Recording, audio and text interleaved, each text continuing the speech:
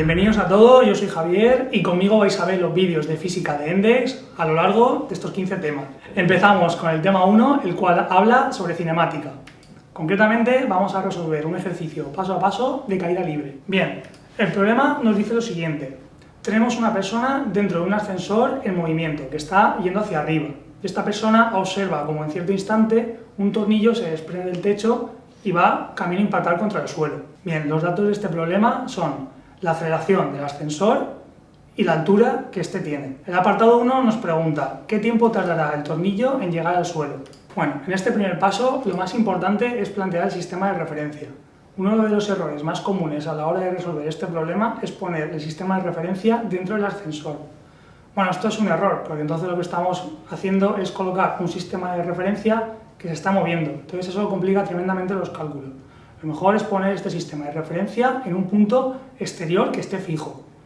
Bien, nosotros elegimos este punto y nos dibujamos la posición del suelo del ascensor, del tornillo en su posición inicial y nos planteamos los datos que nos da el problema. Bueno, lo que nos está pidiendo el problema es en qué instante el tornillo choca contra el suelo, es decir, en qué instante I sub S, es decir, la posición del suelo, es igual a I sub T, es decir, la posición del tornillo. Por tanto, una vez que nos hemos planteado el sistema de referencia, ya podemos escribir correctamente las fórmulas de movimiento tanto del ascensor como del tornillo. En este caso, ambas fórmulas son las fórmulas del movimiento rectilíneo uniformemente acelerado, porque el ascensor está subiendo con una aceleración constante y en el momento en el que el tornillo se desprende, está sufriendo la aceleración de la gravedad que le empuja hacia abajo. Por tanto, como en el movimiento de choque I sub T es igual a I sub S, es decir, la posición del tornillo coincide con la posición del suelo, podemos igualar estas dos expresiones de I en las dos ecuaciones y tenemos esta expresión. Si analizamos esta expresión, nos damos cuenta de que la velocidad inicial del tornillo y la velocidad inicial del ascensor es la misma, porque el tornillo está incorporado en el ascensor. Entonces, en el momento t sub 0, es decir, cuando empezamos a contar el tiempo, la velocidad que lleva el tornillo va hacia arriba. Ya después, como sufre esa aceleración, pues caerá hacia abajo, pero en un principio las dos velocidades son iguales, por tanto podemos tacharlas y así vamos simplificando esta expresión.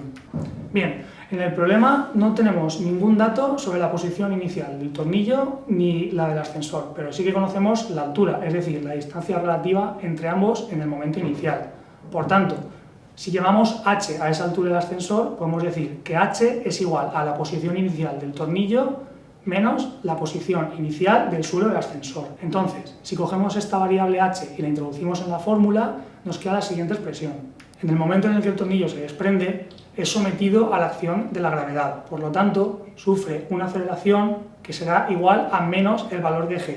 Esto lo escribimos como a sub t es igual a menos g. Bueno, pues si ya conocemos este valor de la aceleración, ya podemos despejar en la expresión de antes el valor de t. Finalmente, obtenemos que esta t es igual a la raíz cuadrada de 2 veces la altura del ascensor, partido de la aceleración de la gravedad, que es la que actúa sobre el tornillo, más la aceleración del suelo. Bueno, pues ahora solamente queda sustituir todos los datos que ya conocemos dentro de esta expresión. Finalmente, tenemos que el valor de t es igual a 0,625 segundos. Vamos a resolver ahora el segundo apartado, en el cual nos pedían averiguar qué distancia recorre el tornillo desde que se desprende hasta que toca el suelo del ascensor. Nos dicen en el enunciado que en el momento en el que el tornillo se desprende, todo el ascensor tenía una velocidad instantánea de 10 metros por segundo. Por tanto, el desarrollo del problema es muy similar al apartado anterior.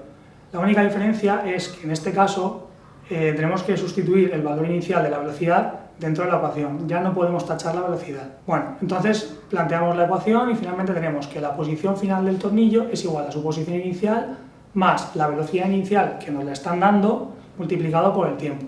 Y todo esto le sumamos un medio de la aceleración que sufre el tornillo, que será igual a la aceleración de la gravedad, por el tiempo al cuadrado. Bien, en el segundo apartado nos están preguntando qué distancia recorre el tornillo en su caída. Según el enunciado, en el instante del desprendimiento, el tornillo lleva la misma velocidad del montacargas, que es 10 metros por segundo.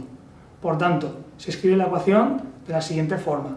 La posición final del tornillo es igual a su posición inicial más su velocidad inicial multiplicado por el tiempo más un medio de la aceleración que sufre el tornillo por t al cuadrado. Lo que hacemos es llevarnos en esta ecuación la posición inicial del tornillo al otro lado de la igualdad. Entonces expresamos I sub t menos I sub 0t como delta de I, es decir, la diferencia de posición, es la distancia que ha recorrido. Bueno, tenemos que esta distancia recorrida es igual a la velocidad inicial multiplicada por el tiempo y a la cual le sumamos un medio de la aceleración que sufre el tornillo por el tiempo al cuadrado. Pues nada, ya conocemos todos los datos, solamente tenemos que sustituir y tenemos que esta distancia que hemos recorrido es de 4,33 metros. Fijaros, una pequeña observación.